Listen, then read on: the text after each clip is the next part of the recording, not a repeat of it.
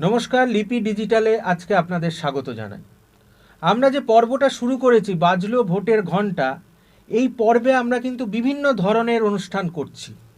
তার কারণ যেমন রাজনৈতিক বিশ্লেষণের প্রয়োজন আছে, যেমন প্রার্থীদের মতামত শোনার প্রয়োজন আছে, তেমনি আমরা মনে করি যারা ভোটার, যারা ভোট দেন, তাদেরও মতামত শোনার অবশ্যই প্রয়োজন আছে। কারণ আসলে তারাই কিন্তু গিয়ে বোতামটা টেপেন, নির্বাচিত করেন জনপ্রতিনিধিকে। আজকে আমরা যে পর্বটা নতুন করে শুরু করলাম সেটা হচ্ছে অসাধারণের চোখে ভোট মানে কি। অর্থাৎ অসাধারণ এই শব্দটা আমরা কেন প্রয়োগ করেছি আপনাদের একটু জানিয়ে রাখি। আমরা তথাকথিত অসাধারণ বা নামী ব্যক্তি বলতে যা বোঝাই, সমাজের চোখে অনেকে আছেন যারা খুব সাধারণ জীবনযাপন করে তার সংসার নির্বাহ করেন, সংসারের দায়িত্ব পালন করেন, এবং তার মধ্যে যে প্রতিভা বা যে আশা লুকিয়েছিল সেটার হয়তো সঠিকভাবে স্ফুরণ না ঘটায় বা প্রকাশিত না হওয়ায় তিনি হয়তো অসাধারণ হয়ে উঠতে পারেননি, কিন্তু তার গুণাবলীগুলো তার অন্তরে ছিল। আমরা এই ধরনের মানুষদের ক্যামেরার সামনে আনছি এই কারণে যে তাদের বক্তব্য শোনার কিন্তু মানুষ খুব কম। আজকে লিপি ডিজিটালের স্টুডিওতে আমরা যাকে এনেছি তাকে আমরা দেবুদা বলে সম্বোধন করি। আরামবাগ শহরের বুকে, হুগলি জেলার আরামবাগ শহরের বুকে তার চায়ের দোকান অত্যন্ত বিখ্যাত। তার চা খেতে অনেকেই বহু দূর দূরান্ত থেকে মানুষ এসে তার দোকানে ভিড় জমান। একেবারে আরামবাগ শহরের যে প্রধান post office, head post office, তার একবারে লাগোয়া অত্যন্ত ছোট সংকীর্ণ দোকান, কিন্তু সকাল থেকে রাত পর্যন্ত দেবুদার ব্যস্ততা তুঙ্গে থাকে। তার ভালো নাম দেবাশিস কুণ্ডু। দেবুদাকে এই আমাদের লিপি ডিজিটালের আজকের অনুষ্ঠানে স্বাগত জানাই। নমস্কার।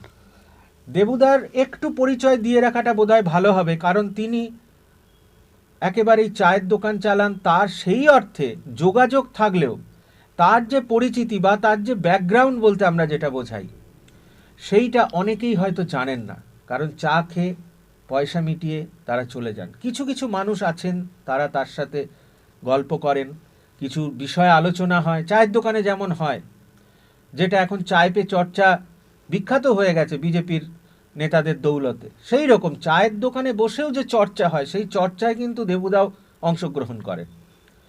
দেবুদার ভালো নাম দেবাশিস কুণ্ডু। তার জন্ম একটি প্রত্যন্ত গ্রাম তাজপুরে, যেটি আরামবাগ মহকুমার মধ্যেই অন্তর্গত। স্বাভাবিকভাবেই ছোটবেলা তার তাজপুরেই কেটেছে। তিনি পড়াশুনো করেছেন আস্তে আস্তে স্থানীয় স্তর থেকে।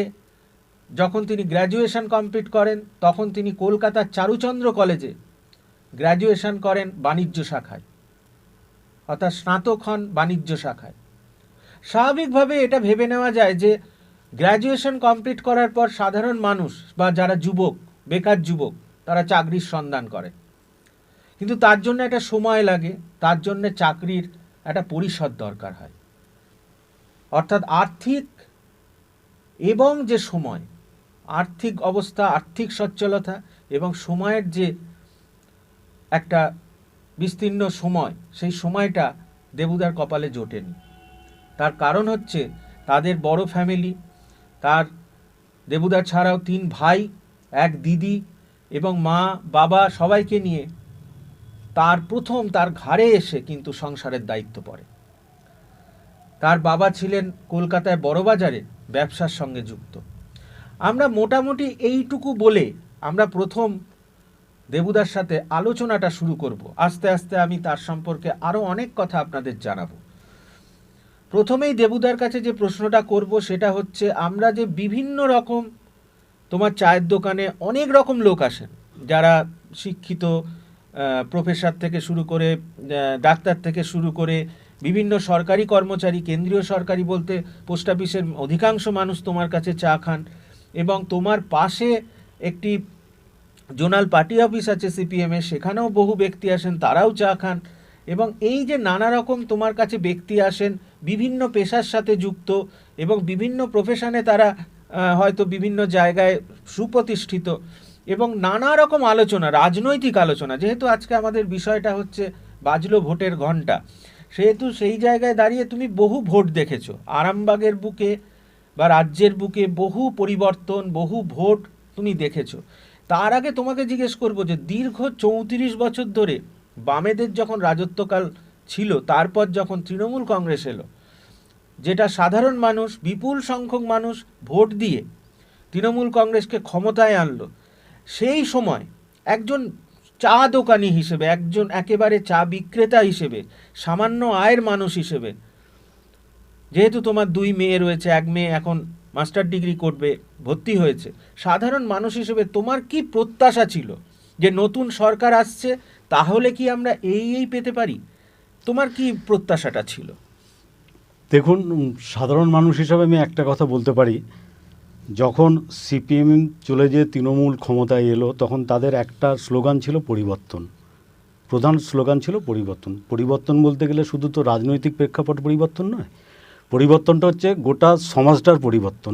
আমরা যেটা ভেবেছিলাম যে এরকম পরিবর্তন হবে, আশা করেছিলাম বা আশা করি যে শিক্ষা, স্বাস্থ্য এবং আপনার হচ্ছে সমাজের যারা নিচু স্তরের মানুষ, মানে আমার মতন যারা নিচু স্তর, বলতে আমি অন্য কোনো জাতপাত বলছি না, যারা খেটে খায়, খেটে খাওয়া যারা মানুষ, তাদের মধ্যে একটা পরিবর্তন আসবে। কিন্তু কেন্দ্রীয় সরকারই বলুন, রাজ্য সরকারই বলুন, যার কথাই বলুন না কেন, আমরা কিন্তু সেইভাবে পরিবর্তন কিন্তু পেলাম না। আজকের দিনে দাঁড়িয়ে আমি কথাটা বলছি, হ্যাঁ কিছু পরিবর্তন তো নিশ্চয়ই হয়েছে, কিছু ভালো মানুষ তো, কিছু কাজ তো অবশ্যই হয়েছে, সরকারের কিছু কাজ অবশ্যই ভালো কাজ হয়েছে। কিন্তু আমরা যেটা চাই যে ব্যবসা, আমি মেনলি আমার কথা বলি, ব্যবসা। আগে যে 2005 সালে আমি এই ব্যবসাটা, চায়ের দোকান শুরু করি, তার আগে আমি অন্য ব্যবসার সঙ্গে যুক্ত ছিলাম। তা তখন যেভাবে মানুষের কাছে হাতে ক্রয় ক্ষমতা ছিল, যত দিন যাচ্ছে আমার মনে হয় যারা প্রান্তিক মানুষ, যারা খেটে খাওয়া মানুষ, তাদের হাতের পয়সা কিন্তু মনে হয় কমে আসছে আস্তে আস্তে, তাদের ক্রয় ক্ষমতা অনেক কমে যাচ্ছে। কি কারণে কমছে সেটা তো আমরা সাধারণ মানুষ তো বিশ্লেষণ করতে পারবো না। কিন্তু একটা জিনিস বুঝি, মানুষের হাতে যদি পয়সা থাকে, আমাদের হচ্ছে কৃষিভিত্তিক দেশ, এখানে শিল্পভিত্তিক দেশ নয়, আমার রাজ্য কৃষিভিত্তিক রাজ্য। কৃষির হাতে যদি পয়সা থাকে, কৃষি মানে সাধারণ মানুষ, চাষির হাতে যদি পয়সা থাকে, তাহলে আমাদের ব্যবসাটা ভালো চলবে। কারণ তারা তো আর কোনো শপিং মলে জিনিস কেনাকাটা করতে যাবে না, বা এক কাপ চা খেতে, আমি আমার ব্যবসার কথা বলি, এক কাপ চা খেতে সে কোনো বড় রেস্টুরেন্টও যাবে না। আমাদের মতন ফুটপাতে যারা বসে ব্যবসা করি, তাদের কাছেই চাটা খেতে আসবে। তা সেই জায়গায় যদি মানুষের হাতে পয়সা না থাকে, তাহলে সে খাবে কি করে? যার সারাদিনে ধরুন 3 কাপ চা খায়, সে হয়তো 1 কাপ চা খাচ্ছে। পারিপার্শ্বিকভাবে আরও অনেক অনেক ব্যাপার আছে। আমি কিন্তু কোনো রাজনীতির কথা বলবো না, আসবো না রাজনীতির কথাতেও, কারণ আমি যে ব্যবসাটা করি সেখানে বিভিন্ন রাজনীতির লোকেরা, বিভিন্ন স্তরের মানুষরা আমার কাছে আসে, তাই রাজনীতির কথা বললে আমার অসুবিধা হবে। অবশ্যই অসুবিধা। আমি যেটা মানে দেবুদা যেটা পরিষ্কার করলেন, এটা অবশ্যই, এটা নিয়ে আমরা আগে আলোচনা করেছি, সেটা হচ্ছে সমাজের যারা বিলো পভার্টি লাইন, অর্থাৎ দারিদ্র্য সীমার নিচে যারা বসবাস করতেন, অনেকেই ভেবেছিলেন যে সকল যে পরিবর্তন, অর্থাৎ একটা দল থেকে আর একটা দলের হাতে ক্ষমতায় যাওয়া, তার মানে অনেকেই ভেবেছিলেন শুধু রং বদলানো নয়, এই প্রান্তিক শ্রেণীর মানুষগুলো হয়তো অবস্থার অনেকটা উন্নতি হবে। বিশেষ করে আরেকটা জিনিস এখানে বলাই যায় যে করোনা যে মহামারীর আকার ধারণ করেছিল প্রায় 1 বছর কাল, এবং আবার করোনার প্রকোপ বাড়ছে আস্তে আস্তে, এবং সেই নিয়ে সাবধানবাণীও শোনা যাচ্ছে বিভিন্ন মিডিয়ায় এবং বিভিন্ন প্রচার মাধ্যমে। সেখানে এই যে 1 বছর, এই 1 বছরটা অনেক কষ্টে কাটাতে হয়েছে এই ধরনের মানুষগুলোকে, যাদের ছোট চায়ের দোকান রয়েছে, যাদের ছোট ছোট ব্যবসা রয়েছে, যাদের বড় ব্যবসায়ী বা যাদের শপিং মল রয়েছে, বা অন্যান্য বড় বড় যাদের পুঁজিপতি, যারা অনেক টাকা জমিয়ে রেখেছেন, তাদের হয়তো 1টা বছর কোনো অসুবিধা হয়নি। এই সময়টাই কেমন কাটতো দেবুদা, একটু জানতে চাই। একটা কথা বলি এখানে, যে করোনার কথাটা যখন উঠলো, করোনা আমাদের যে ব্যবসা, মেনলি সদরঘাট এলাকাতে সোনার দোকান আছে অনেক। আপনি যদি মানে গুনতিতে করেন, হয়তো 150-200টার ওপরে সোনার দোকান আছে। এবং প্রত্যেকটা সোনার দোকানে যদি 2জন করে কর্মচারী আপনি ধরেন, 2জন বলতে আমি বলছি 1জন করে কারিগর আর তার হেল্পিং হ্যান্ড 1জন, 2জন করে যদি আপনি কর্মচারী ধরেন, তাহলে 400 থেকে 450 ছেলে ওখানে কাজ করতো। কিন্তু করোনা পরিস্থিতি বা আমাদের ভারতবর্ষের টোটাল আর্থিক কাঠামোর উপর দাঁড়িয়ে বলছি আমি, সেই ছেলেগুলো কিন্তু আজকে বেকার।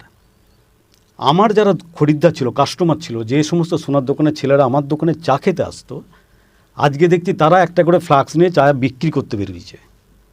একটু বিষয়টা ভাবুন। আমার যারা খদ্দের ছিল তারা আজকে নিজেরা দোকানদার হয়ে গেছে, কারণ চা ব্যবসা অল্প পুঁজির ব্যবসা, তারা চা নিয়ে ব্যবসা করছে। তাহলে আমাদের চলবে কি করে? একটু ভাবুন জিনিসটা।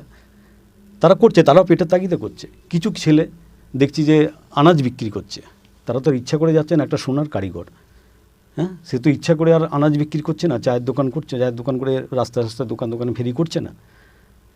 তাহলে এ থেকে একটু বুঝুন যে এখন আমরা কীরকমভাবে মানে আর্থিক অবস্থার মধ্যে দিয়ে চলছি, বিশেষ করে এই করোনা পরিস্থিতিতে। হ্যাঁ, সরকারের কাছ থেকে অনেক রকম অনেক কিছু মানে কি বলবো, মানে তারা মুখে বলছে অনেক কথা, কিন্তু একটা কথা বলি, আমার চায়ের দোকান, কিন্তু আমি রেশন পাই না বলতে আমার RKSY 2 কার্ড। আমি ভাড়া বাড়িতে থাকি, আমার নিজের বাড়িও নেই, আমি ফুটপাতে বসে ব্যবসা করি চায়ের দোকান। সামান্য কেন্দ্রীয় সরকারই বলুন, রাজ্য সরকারের বলুন, যে রেশনের যে সুবিধাটা, সেই সুবিধা থেকে কিন্তু আমি ব্যক্তিগতভাবে বঞ্চিত।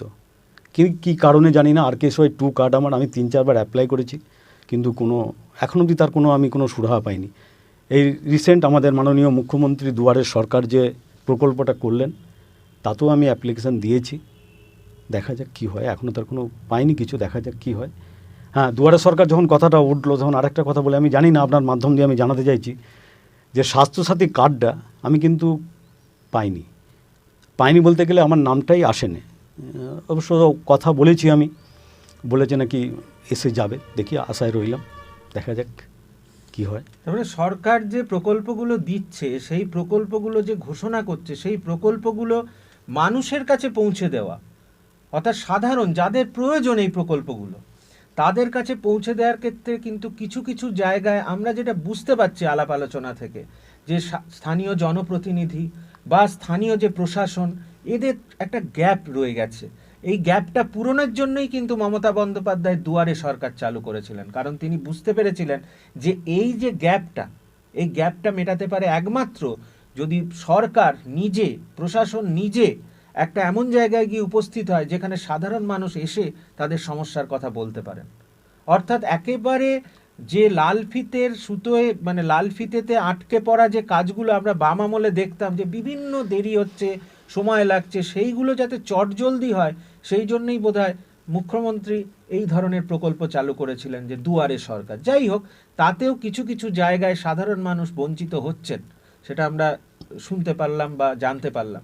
এখানে একটা জিনিস দেবুদা, আমি আর একটা জায়গায় যাব এবারে, সেটা হচ্ছে আমাদের যেদিন নির্বাচন হয়, অর্থাৎ যেদিন যে এলাকায় ভোট হয়, সেই এলাকায় আমরা দীর্ঘদিন ধরে দেখেছি যে ভোটের দিন মানে একটা উৎসবে, মানে একটা ছুটির দিন, প্রায় ছুটির দিন চলে, এবং সমস্ত দোকান বাজার প্রায় বন্ধই থাকে, কারণ সেই দিন নিরাপত্তাজনিত কারণে তো ব্যবসাদাররা দোকান বন্ধ রাখতে হন। তো এবারে ধরো সেটা কোনো সপ্তাহের দিন পড়লো, উইকডেজ পড়লো, অর্থাৎ সেদিন এমনিতে ভোটের দিন না হলে সব খোলা থাকতো। তো সেই রকম একটা দিনে যদি ভোট দিতে হয়, বা ভোটের দিন পরে, সেখানে তো আমি বলবো একটা দিনের রুজি রোজগারও নষ্ট হচ্ছে। অবশ্যই, কিন্তু ভোট তো আর প্রতিদিন হয় না, প্রতি 5 বছর অন্তর একবার লোকসভা, একবার বিধানসভা, আমরা পৌরসভায় থাকি, একবার পৌরসভা। তো এটা তো প্রতিদিন হয়, এটা আমরা সানন্দে মেনে নিই। কারণ হচ্ছে যে সরকার আছেন বা যে সরকার আগামী দিনে আসবেন, যাদের দিকে আমরা তাকিয়ে থাকি যে আমরা হয়তো কিছু সুযোগ সুবিধা পাবো, তো সেই হিসাবে এটাকে মেনে নিতে হয়। একটা দিনের ব্যাপার, এটাকে মেনে নিতে হয়। তবে সবসময় আমরা কামনা করি যেন কোনো অশান্তি না হয়, কোনো গণ্ডগোল যেন না হয়। তার পরের দিনই যেমন স্বাভাবিক থাকে দিনটা, সেটাই যেন স্বাভাবিক থাকে, যেন প্রত্যেকটা মানুষ আসতে পারে। মানে সোজা কথায় যেন কোনো রাজনৈতিক গণ্ডগোল যেন না হয়। মানুষ তো ভোটাধিকার করবে, ভোটাধিকার দেবে, ভোট দিচ্ছে। বর্তমান এই রাজনীতির কথা বলবো না বলেও রাজনীতির কথা এসে যায়। আপনি রাজনীতি কাকে সমর্থন করবেন, কাকে করব আমি? প্রথম কথা হচ্ছে সিম্বল, দল। দ্বিতীয় কথা হচ্ছে যাকে প্রার্থী করা হচ্ছে। কিন্তু আমরা অত্যন্ত সাধারণ মানুষ, অত বুঝি না। কিন্তু একটা কথা আমাকে বলুন দেবাংশুদা, ধরুন আমি ভোটে দাঁড়ালাম, ভোটে জিতলাম, কিন্তু আমার নিশ্চয়তাটা কোথায়? আমি তো আজ বাদ কাল এই দল থেকে অন্য দলে চলে যেতে পারি, যা হচ্ছে এখন বর্তমান পরিস্থিতি। যে পরিস্থিতিতে আমরা দেখতে পাচ্ছি, মানে প্রতিদিন আপনাদের খবরেতে সব জায়গাতে আমরা যেটা দেখছি, তাহলে আমরা কাকে বিশ্বাস করব বলুন? একজনকে ভোট দিলাম, সে 2 মাস পর যে কোনো কারণেই হোক পাল্টি খেয়ে অন্য দলে চলে গেল। তার যুক্তি কি?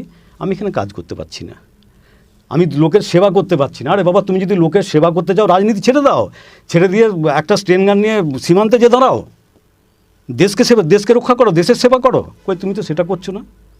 এর ভেতরে কি অন্য কোনো কারণ আছে? নিশ্চয়ই আছে। সেই কারণটা কি আমি আর ভেঙে বলতে চাইছি না, সবাই বুঝতে পারবে। কিন্তু একটা কথা বলতে পারি, একটা কথা সবার মনে রাখা উচিত, আপনারা কিন্তু আমাদের ভোটে কিন্তু আপনারা আসছেন, আমরা কিন্তু আপনাদেরকে নিয়ে আসছি। একটা বলছি যে তুমি একজন খুব সাধারণ মানুষ, চায়ের দোকান করো বা চায়ের বিজনেস করে তোমাকে চায়ের দোকান করে তোমাকে সংসার চালাতে, হ্যাঁ অবশ্যই, তোমাকে যে কোনো ব্যাপারে তোমাকে তোমার সাথে যাদের পরিচয় আছে বিভিন্ন ক্ষেত্রে তাদের সাহায্যে তুমি হয়তো সেই কাজটা উতরে দাও কখনো কখনো। কিন্তু এটা তোমার মনে হয় যে আমাদের ধরো, আমি কথার কথা বলছি, আরামবাগ সাংসদ, আরামবাগ সাংসদ যিনি আসেন, যেই থাকুক, এখন অপরূপা পোদ্দার, তিনি বাইরে থাকেন, তিনি তার খুব কমই তাকে দেখা যায় আরামবাগে। তো তোমার যদি সাংসদের একটা চিঠির প্রয়োজন হয় বা সাংসদের একটা সুপারিশের প্রয়োজন হয়, তুমি কি করবে তখন? সেই মুহূর্তে আমি তো পাজলড হয়ে যাবো। আমি কি করব? আমি ধরুন, আমি যদি বলি আমার একটা চিঠির প্রয়োজন, সাংসদ যদি বাইরে থাকেন, তো সেই চিঠিটা আনতে গেলে যদি ওনার কাছে আমাকে যেতে হয়, আমার একদিনের দোকান বন্ধ হলো, আমার রুজি বন্ধ হলো। আবার যেই যে ওনারা ব্যস্ত মানুষ, একজন এমপি একজন সাংসদ মানে উনি ব্যস্ত থাকেন, আমি গেলেই যে তার দেখা পাবো বা আমি যে সেদিনই আমার কাজটা যে হয়ে যাবে তারও কোনো গ্যারেন্টি নেই। এটা স্বাভাবিক ঘটনা, এটা হতেই পারে। তো সেই জায়গা থেকে আমাকে যদি আবার দ্বিতীয় দিন যেতে হয়, তাহলে একটা চিঠির জন্য আমাকে দুবার যেতে হচ্ছে। তো সেই জায়গায় দাঁড়িয়ে কিন্তু আমরা খুব কনফিউজড। তো তুমি তো মানে যত নির্বাচন হয়েছে ভোট তো দিয়েছো। ভোট দিয়েছি, অবশ্যই দিয়েছি, কিন্তু ভোট যে দিতে যাও, যখন ভোটের লাইনে দাঁড়াও বা ভোটের লাইন দিয়ে ভোটটা যখন দাও, তখন কি মনে হয় যে একজন চা দোকানি হিসেবে আমি ভোট দিচ্ছি, আমার একটা ছোট্ট চায়ের দোকান আছে, আমি কি আশা করে বা কাকে, যাকে তুমি ভোট দিচ্ছ, ধরো তোমার তো একটা আশা থাকে যে এই আশা করে একে ভোটটা দিচ্ছি, পরবর্তীকালে দেখছো সেই কিছুই হচ্ছে না, মানে আমার যে তিমিরে ছিলাম সেই তিমিরে। শুনুন, একটা কথা বলি, আশা তো মানুষের থাকে। এরা যে ইশতেহারগুলো প্রকাশ করে, সমস্ত পার্টির যে ইশতেহারগুলো প্রকাশ করে, আমি যেহেতু কোনো রাজনীতি করি না, আমি যেহেতু কোনো রাজনীতি আমি রাজনীতি কোনো করি না, কারণ রাজনীতি করার মতন সময়, সুযোগ বা ইচ্ছা কোনোটাই আমার নেই। আমি যদি রাজনীতি করতাম, ছাত্র অবস্থা থেকে রাজনীতি করতে পারতাম, কিন্তু আমি করি না, কারণ আমার ভালো লাগে না, আমার রাজনীতিতে ভালো লাগে না। তা যখনই আমাদের ইশতেহারটা দেখি যে একটা সরকার সে যদি আসে, সে কী করতে চাইছে আমাদের, তো কি বলি, এর প্রশ্নের উত্তরটা আমি কি দিই আপনাকে? হয় কি আদৌ সত্যি কি হয়? হয় কি হয় না? হয়তো কিছুটা হয়, কিছুটা হয় না, কিন্তু যদি কিছুটাও হয়, সেটা যদি সঠিকভাবে হয়, তাহলেও মানুষ অনেক উপকৃত হয়। শুধু আমি আমার সামগ্রিকভাবে ব্যক্তিগতভাবে দিক দেখলে হবে না তো। আজকে এই যে বেকার ছেলেমেয়েরা তারা, এই যে আমি আমার কথা বলে, আমি আমার মেয়েকে খুব কষ্ট করে, বুঝতে পারছেন, আমার মেয়েকে গ্র্যাজুয়েশন করিয়েছি, বিএড করিয়েছি, এমএ ভর্তি করেছি। তো এরপর মেয়েটার যদি একটা কোনো ব্যবস্থা না হয়, তাহলে আমি কি করব? আমার 2টি মেয়ে, আমি তো একটা আশা নিয়ে তাকে পড়াচ্ছি। আমি বলছি না যে চাকরি পাবেই, কিন্তু চাকরির ক্ষেত্র তো তৈরি হতে হবে, যেখানে আমার মেয়ের অবশ্যই এটা মানতেই হবে। কারণ এটা দেবুদা একটা খুব ভালো জায়গা ধরেছো, সেটা হচ্ছে যে গত 10 বছর কেন, আমরা যদি 15 বছর ধরি, আমরা যেহেতু এখানে কোনো রাজনৈতিক চর্চা করতে আসিনি, গত 10 বছরে, 11 বছরে, 10 বছরে পরিবর্তন হয়েছে। তৃণমূল সরকার ক্ষমতায় এসছে, তার আগেও বাম আমলের শেষের দিকটা 4-5 বছর আমরা দেখেছি কি চূড়ান্ত একটা অস্থিরতা তৈরি হয়েছিল। তখন পরিবর্তন নানা রকমভাবে, এই চাকরির সংস্থান থেকে শুরু করে ব্যবসা বাণিজ্য, বাইরের কোনো কোম্পানি আসবে কি আসবে না, কর্মসংস্থান কতটা হবে, এই নিয়ে চূড়ান্ত পরিস্থিতি তৈরি হয়েছিল। কিন্তু যেটা পশ্চিমবঙ্গে বর্তমানে সবথেকে অন্ধকার দিক, যেটা দেবুদার খুব সহজ সরল ভাষায় বলতে চাইলো, সেটা হচ্ছে এই গত 15 বছর ধরে এই রাজ্যে, বিশেষ করে পশ্চিমবঙ্গে, এত লক্ষ লক্ষ শিক্ষিত বেকার যুবক যুবতী তৈরি হয়েছে, এবং তারা একটা সরকারি কাজ বা ভালো একটা বেসরকারি জায়গার কোনো জায়গায় তাদের যে অ্যাপ্লাই করবে বা তারা যে চাকরিটা পাবে তার যে নিশ্চয়তা নেই। বর্তমানে এই জায়গাটায় কিন্তু অন্যান্য অনেক রাজ্যের থেকে পশ্চিমবঙ্গ অনেক পিছিয়ে, কারণ পশ্চিমবঙ্গেই একমাত্র কাউকে মাস্টার ডিগ্রি করে ভালো ভালো রেজাল্ট করেও তাকে কিন্তু চুপচাপ বসে থাকতে হয়, একের পর এক পরীক্ষা দিতে হয়, কবে চাকরি পাবে। অনেকেই আছেন যারা 20 বছর ধরে 15 বছর ধরে সেই আশায় বসে রয়েছেন কিন্তু এখনো চাকরি পাননি। পেয়েছেন, কিছু কিছু পেয়েছেন, আমরা শুনেছি যে সরকারি যারা ক্ষমতায় থাকে, সরকারের যে দল ক্ষমতায় থাকে তাদেরকে বেশ কিছু টাকা পয়সা দিয়ে চাকরি বাকরি আদায় করা, বা তাদের যারা ঘনিষ্ঠ রয়েছেন তারা যদি নেতামন্ত্রী হন তাদের চাকরির সুবিধা হয়, এটা স্বাভাবিক। আমরা নিজে যেহেতু সাংবাদিকতা করি আমরা দেখেছি এইসব ঘটনা। কিন্তু এটা ঘটনা যে একজন চা বিক্রেতা তার মেয়েকে গ্র্যাজুয়েশন করে পোস্ট গ্র্যাজুয়েটে ভর্তি করে, এবং শুধু তাই না, তাকে বিএড পর্যন্ত করিয়ে এখন তিনি ভাবছেন এত কিছু খরচ করার পর, সাধারণত যারা এই মেন্টালিটির হন তারা চান যে তার সন্তান, সে সন্তান মেয়েই হোক বা ছেলে হোক, তার সন্তান একটা ভালো চাকরি পাক। কারণ তিনি যদি, দেবদা যদি চাইতো যে, ধরে নেওয়া যাক যে সে চাইছে তার সেরকম কিছুতে ইনভেস্ট করতে পারবে না বা মেয়ের পিছনে অত ইনভেস্ট করব না, কিছুটা বড় হলো, এখন কন্যাশ্রী নানা রকম হেনা তেনা। একটা কথা বলি আপনাকে, থামিয়ে দিয়ে একটা কথা বলি দেবাংশুদা, কন্যাশ্রীর কথাটা যখন উঠলো আমি একটা কথা বলি আপনাকে। প্রথম কথা হচ্ছে আমি কিন্তু বিকম পাস 1993-তে। তা আজকে একটা চায়ের দোকান করতে গেলে তার যোগ্যতাটা কি বিকম পাসের দরকার? একটা চায়ের দোকান করে খেতে গেলে কি সেখানে তোমার বাবারও যে আর্থিক বিরাট সচ্ছলতা ছিল, পারি না। প্রথম কথা বলি, বাবাও চেয়েছিলেন যে অন্তত বিকমটা পাস করে যদি কিছু চাকরি বাকরি করতে। বিকম পাস যখন করেছি আমি তো টুকে পাস করিনি। আমার বাবা চেয়ে করেছেন, কষ্ট করে আমাকে পড়িয়েছেন, তিনি তো একটা আশা নিয়ে করেছিলেন। কিন্তু আজ আমি চাওলা। আমি লোককে বলি না কাউকে যে আমি বিকম পাস, কাউকে বলি না, আমি বলার প্রয়োজন মনে করি না, কারণ একটা চায়ের দোকান করতে গেলে বিকম পাসের দরকার হয় না। আমি একটা টিভি চ্যানেলে আমি বলতে এই কন্যাশ্রী নিয়ে একটা কথা বলি, আমি কিন্তু কাউকে ছোট করে কথাটা বলছি না, এটা একটা আমি তুলে ধরছি, একজনের কথা আমি তুলে ধরছি। একটা টিভি চ্যানেল আমি দেখেছিলাম, তা সেখানে তাকে প্রশ্ন করা হচ্ছে একটা মেয়েকে যে আপনি তো কন্যাশ্রীর 25,000 টাকা পেয়েছেন, তাই 25,000 টাকা নিয়ে আপনি তো উচ্চশিক্ষায় শিক্ষিত হতে পারবেন। মেয়েটা তার উত্তরে বলল যে নিশ্চয়ই আমি উচ্চশিক্ষায় শিক্ষিত হব 25,000 টাকা নিয়ে। আমার বাবা যতদূর আমাকে পড়াশোনা করিয়েছেন, তা সেই যোগ্যতা থেকে যদি এই 25,000 টাকার অর্ধেক 12-13 হাজার টাকা প্রতি মাসে আমি আমার পরিশ্রমের বিনিময়ে পাই, তাহলে আমার অনেক উপকার হবে। কথাটা বুঝুন দেবাংশুদা, মেয়েটা কি বড় কথাটা বললো আমার 25,000 টাকার যদি অর্ধেকটা যদি আমি আমার পরিশ্রমের বিনিময়ে, পারিশ্রমিকের বিনিময়ে যদি টাকাটা আমি পাই প্রতি মাসে, মানে সে একটা চাকরির কথা বললো, সোজা কথা একটা চাকরির কথা বললো, তাতে যদি তার মাইনেটা 10-12 হাজার টাকা হয় তাহলেও সে রাজি, একটা সংসার বাঁচবে। আপনাকে থামিয়ে দিই কথাটা, আমি বললাম একটা কথা, আমাদের কি কেন্দ্রীয় সরকার কি রাজ্য সরকার, কোনো সরকারেরই, এবং যারা বিরোধী তারা যখন সরকারে আসবে, যদি আসে, যারা যদি কেনা আসবে সরকার, আমি সেই বিয়েতে যাচ্ছি না, তা কারোর বুকের পাটা আছে কি যে আজকে একটা মাস্টার, আপনি বলুন তো একটা মাস্টারমশাইয়ের বেতন কত, একটা প্রফেসরের বেতন কত? তাদের শিক্ষাগত যোগ্যতাকে আমি সম্মান জানিয়ে কথাটা বলছি। আমাদের ভারতবর্ষের আর্থিক পরিকাঠামো, আমি কমার্সের ছেলে, আমি জানি ইকোনমিক্সের কিছু কিছু জানি, আর্থিক পরিকাঠামোর উপর দাঁড়িয়ে আজকে একজন শিক্ষিত একটা প্রফেসর, একটা মাস্টারমশাই, ওনাদের বেতন কত? সবটা কি ওনাদের কাজে লাগে? আজকে যত তবু তো বাজারে গিয়ে পোকা বেগুন খোঁজে, সেটা তাদের ব্যক্তিগত চরিত্রের ব্যাপার, আমি সেদিকে যাচ্ছি না দেবাংশুদা, কিন্তু টাকাটা রোলিং হতে হবে তো অবশ্যই। যারা চাকরি করেন, আমি এটা মানে আগে একটা শোতেও বলেছি যে পশ্চিমবঙ্গে যেভাবে শিক্ষিত বেকারের যুবক যুবতী যে বাড়ছে, তাতে দেখা যাবে যে যারা একটা সাধারণ স্কুল টিচার, ধরুন হাই স্কুলের টিচার, সে হয়তো 70-75 হাজার টাকা বেতন পাচ্ছে, উপরন্তু একের পর এক অনেকে আছে টিউশনি পড়িয়ে যাচ্ছে।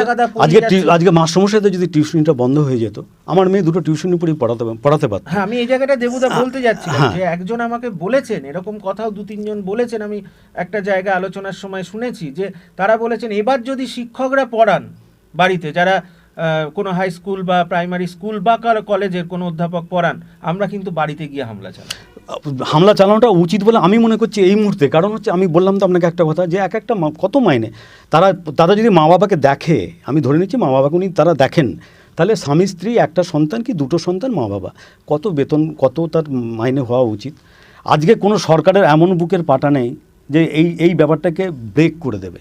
আজকে সব দিক দিয়ে আমার দেখুন, কথা বলতে গেলে রাজনীতির কথা চলে আসে, অটোমেটিক চলে আসে। তো আমাকে ক্ষমা করবেন, আমি কিন্তু কোনো রাজনীতির কথা বলছি না, আমি কোনো রাজনীতির কথার সঙ্গে যুক্তও নই, কিন্তু এটা কথার প্রসঙ্গে বেরিয়ে আসে। আজকে এই যে এসসি এসটি ওবিসি হেন তেন এত রকম আছে। আচ্ছা আপনারা বলুন তো, আমি দর্শককে জানাতে চাইছি, আপনারা আমাকে একটা কথা বলুন তো, আপনার জমিতে আপনি চাষ করবেন, আমার একটা হাত বিশেষভাবে সক্ষম, মানে প্রতিবন্ধী আমার একটা হাত, আপনি আমাকে আপনার জমিতে কাজ করতে দেবেন কি? দেবেন না। আপনি একটা ভালো লোককে, ভালো যে পুরোপুরি সে সক্ষম মানুষ, তাকে আপনি আপনার জমিতে রাখবেন।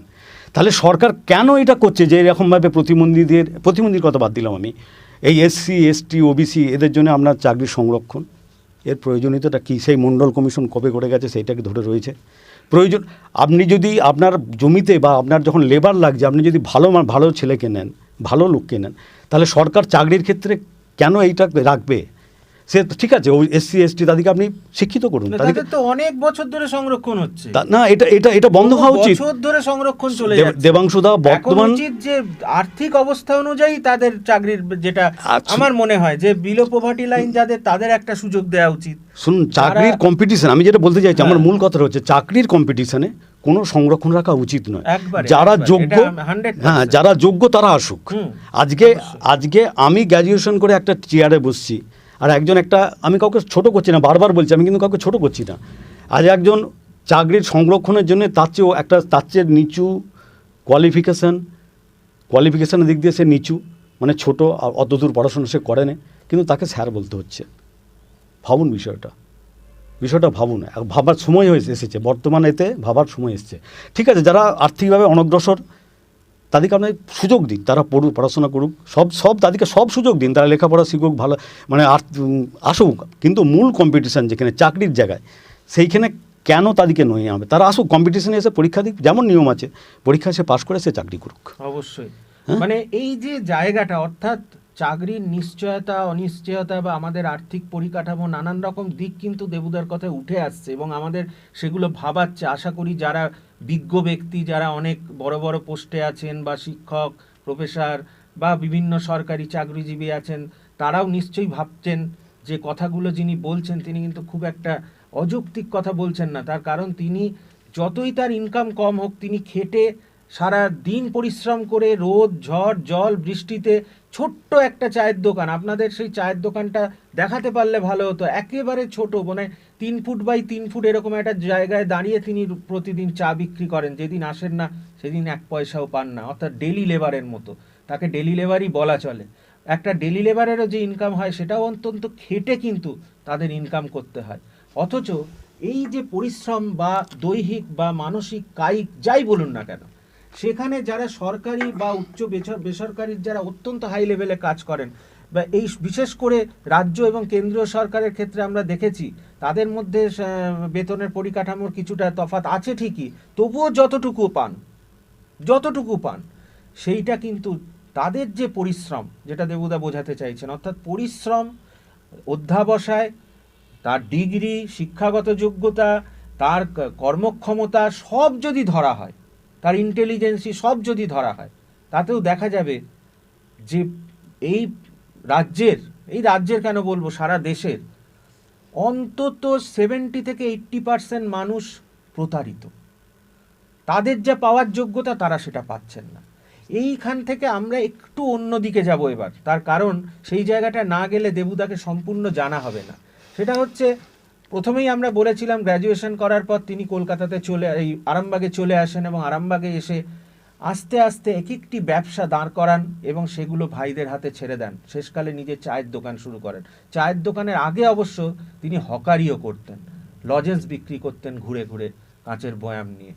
তো যাই হোক, তারপরে তিনি চায়ের দোকান করেন এবং চায়ের দোকান করা শুধু না, তার আয়ের ওপর কিন্তু সংসারের প্রায় সিংহভাগটাই তাকে বহন করতে হতো। এবং তিনি কোনোদিন বিলাসিতা বললে কি জিনিস সেটা তিনি ভাবতে পারেননি, কারণ তাকে সংসার চালাতে হবে, দিনের শেষে টাকাটা গিয়ে তাকে মাথার কাছে রাখতে হবে, পরের দিন যাতে খাবারটা জোটে। তো এই সব ছাড়িয়েও তিনি যখন একবারে ছোট বয়স থেকে তার একটা অত্যন্ত আগ্রহের জায়গা ছিল অভিনয়, তিনি অভিনয় করতে খুব ভালোবাসতেন এবং অভিনয়ের জন্য ছোট একবারে ক্লাস 4 থেকে তিনি এই অভিনয়ের নানান জায়গায় স্কুল করে, যেমন স্থানীয় স্তরে বিভিন্ন অভিনয় নাটক, ছোট ছোট নাটক বা এরকম হয়, সেখানে তিনি অভিনয় শুরু করেন। তারপরে ধীরে ধীরে তিনি একাধিক যাত্রাপালায় তিনি বেশ ভালো ভালো চরিত্রে তিনি কিন্তু অভিনয় করেছেন। কিন্তু ওই যে বললাম যে ক্ষুধার রাজ্যে পৃথিবী গদ্যময়, পূর্ণিমার চাঁদ যেন ঝলসানো রুটি, সেই কারণেই সেই যাত্রা, প্রিয় অভিনয় যেটা, সেই অভিনয়ের জগৎ থেকে তাকে বেরিয়ে আসতে হয়, কারণ তিনি উপার্জন না করলে বাড়ির লোকেরা খাবে কি।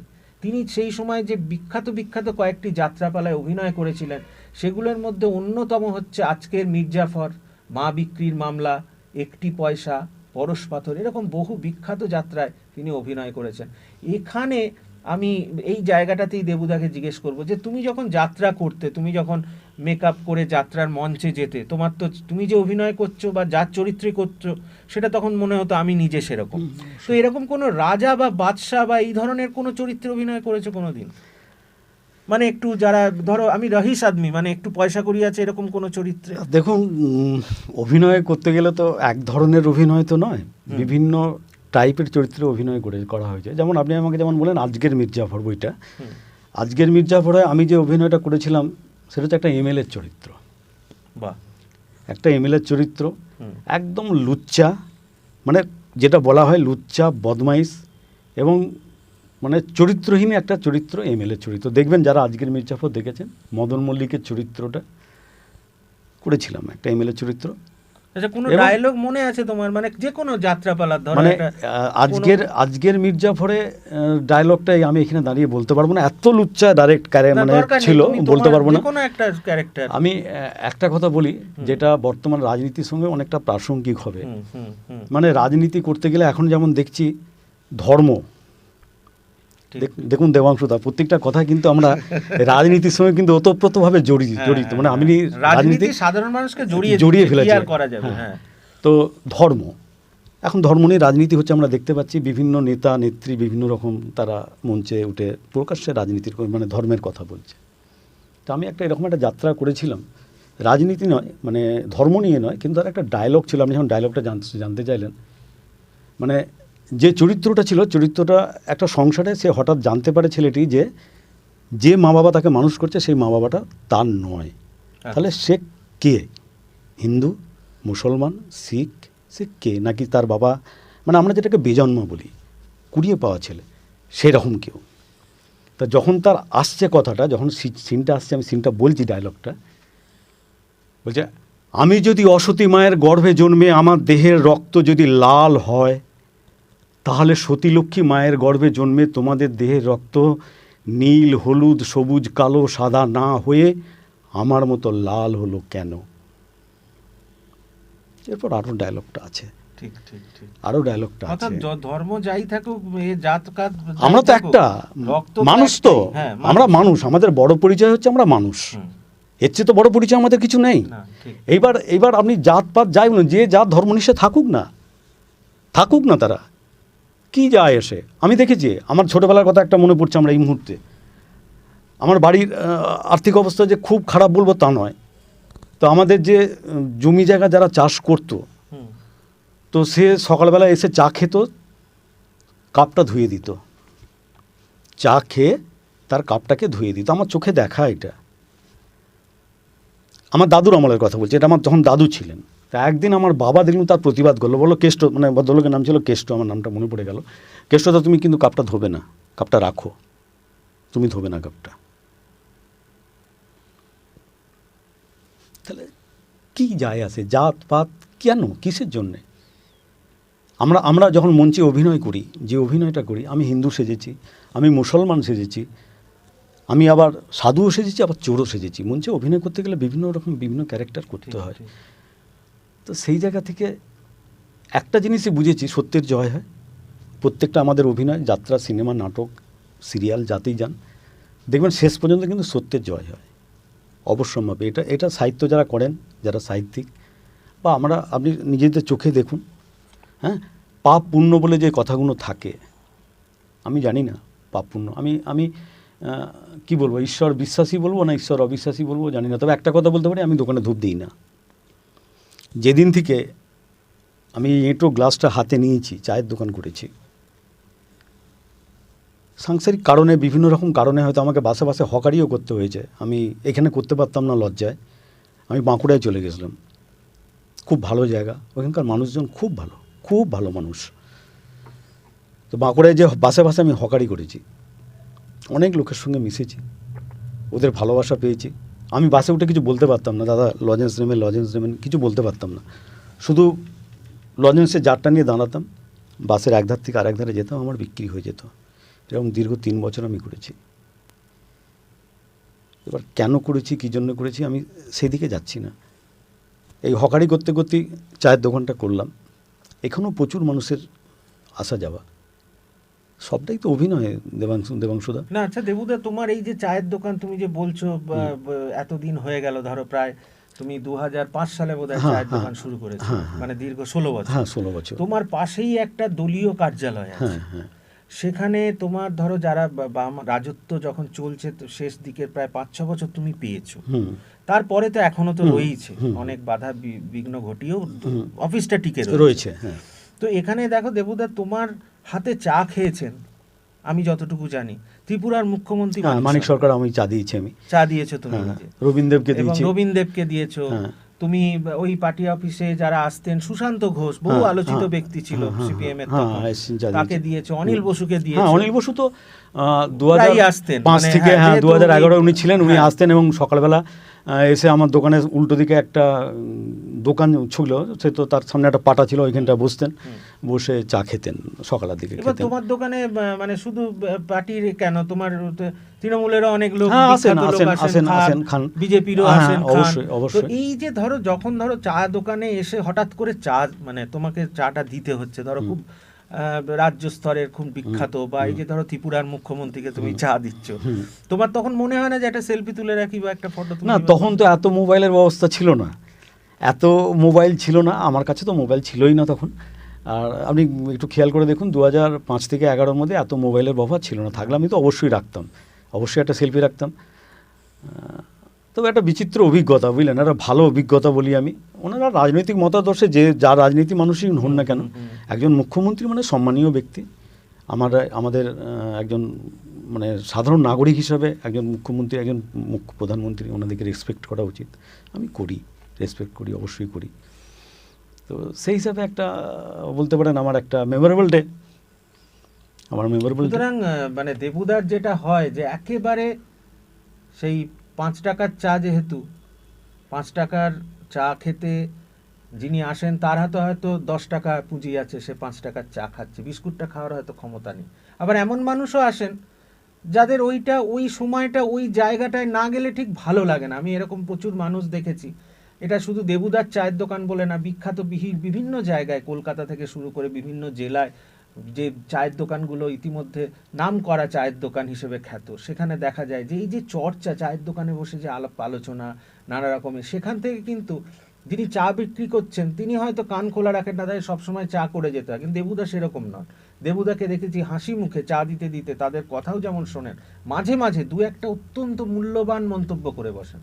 আমার ক্ষেত্রেও তাই হয়েছিল। আমি বেশ কয়েকটা জায়গায় এরকম হুট করে দেবুদার কতকগুলো কথা বা কতকগুলো বিষয় আমার কানে এসেছিল। আমার মনে হয়েছিল যে দেবুদার কথা আপনাদেরও ভালো লাগবে, সেই জন্যেই আমরা কিন্তু আজকে দেবুদাকে নিয়ে বসলাম। তার মুখ থেকে যে কথাগুলো উঠে এলো, আমরা বলতেই পারি যে শ্রীরামকৃষ্ণ যেভাবে কথা বলতেন বা মা শারদা যেভাবে কথা বলতেন, যে গভীর কথা, গভীর যে বাণী, সেগুলোর যে গভীরতা, সেগুলো কিন্তু এত সহজভাবে, সহজ সরলভাবে বলতেন। সেরকম মনে হলো যে দেবুদা কিন্তু চায়ের দোকান চালাতে চালাতে একটা জায়গা বজায় রেখেছে, সেটা হচ্ছে যে তার যে বোধ, একটা মানুষের যে বোধ, সেই বোধটা কিন্তু মানুষকে সবসময় জাগ্রত করে রাখে। অর্থাৎ আমি যদি নিজে যে কাজটা করছি, সেই কাজটার প্রতি আমার যে ডেডিকেশন, সেটার সাথে সাথে আমার চারপাশে কি ঘটছে, যারা আমার পাশে আসছেন তাদের সান্নিধ্য যেমন আমাদের প্রয়োজন আছে, এবং তারা যে আসছেন তাদের কথাও যে শুনতে হয়, যে শ্রোতা, এটারও প্রয়োজন আছে। এটা কিন্তু দেবুদাকে দেখে বোঝা যায়। দীর্ঘদিন ধরে তার এই যে বিভিন্ন রকম কথাবার্তা, মূল্যবান কথাবার্তাই বলবো, তার আমরা শুনেছি এবং অনেকেই শোনেন। সেই জন্য সেখানে যারা ভিড় জমান, সেখানেও কিন্তু একটা কফি হাউস হয়ে যায়, কলকাতার কফি হাউসের আড্ডার মতো হয়ে যায়। যাই হোক, আজকে আমরা এই পর্যন্তই, কারণ আমাদের সময়সীমা শেষ হয়ে এসছে। লিপি ডিজিটালে আসার জন্য দেবুদা অর্থাৎ দেবাশিস কুণ্ডুকে পুনরায় ধন্যবাদ জানাই। ধন্যবাদ। এবং তার সাথে এই কথা বলে, এই আলোচনা আপনারা যারা শুনবেন, যদি ভালো লাগে বা কোনো কমেন্ট করতে হয়, লাইক এবং কমেন্ট করবেন, শেয়ার করবেন, এবং অবশ্যই সাবস্ক্রাইব করতে ভুলবেন না, কারণ এই চ্যানেলটি সাবস্ক্রাইব করে বেল আইকনটি প্রেস করা থাকলে আপনারা সমস্ত নোটিফিকেশান আপনাদের মোবাইলে পেয়ে যাবেন। আজ এই পর্যন্ত। ক্যামেরায় সুকুমার সাহা এবং কাশীনাথ দাস মোদকের সঙ্গে দেবাংশু চক্রবর্তী। নমস্কার।